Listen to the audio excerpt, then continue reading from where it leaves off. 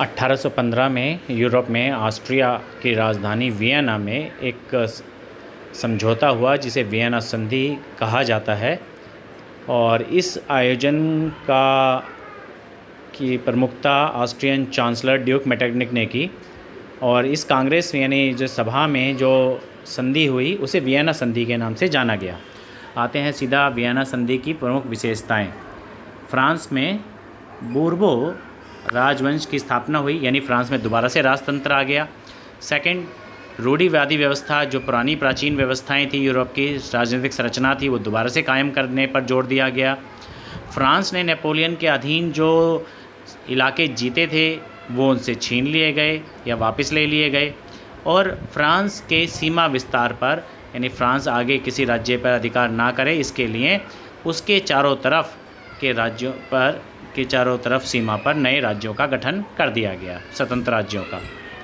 अब 1815 की वियना संधि के अंदर महत्वपूर्ण भूमिका निभाई थी ड्यूक मेटरनिक ने। तो इनके व्यक्तित्व के बारे में बताया गया है, चित्र दिया गया है। उससे ज़्यादा इम्पोर्टेंट इनका व्यक्तित्व है कि इनका जन्म तो 15 मई 1773 को हुआ। वो ऑस्ट्रिया के चांसलर थे। यहाँ चांसलर का मतलब महत्वपूर्ण कार्यकारी अध्यक्ष ही है, जो सारे, जैसे हमारे देश में प्रधानमंत्री होता है, सलाहकार होते हैं, तो ये राजा के सलाहकार थे, चांसलर थे। 1814 से 1848 तक इन्होंने एक महत्वपूर्ण भूमिका निभाई, क्योंकि यूरोप में जो लोकतांत्रिक शक्तियाँ थी वो दोबारा क्रांति करना चाहती थी, लेकिन ड्यूक मेटरनिक ने राजतंत्र को प्रमुखता दी और इसी वजह से 1848 तक यूरोप में कोई विशेष क्रांति सफल नहीं हो पाई।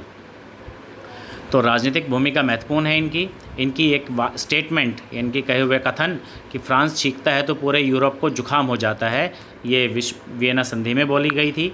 और इसमें बल दिया गया था कि अगर आप यूरोप में लोकतांत्रिक शक्तियों को रोकना चाहते हो, जो परिवर्तनकारी हैं, परिवर्तनवादियों को रोकना चाहते हो, तो फ्रांस में आपको दोबारा से राजतंत्र की स्थापना करनी होगी।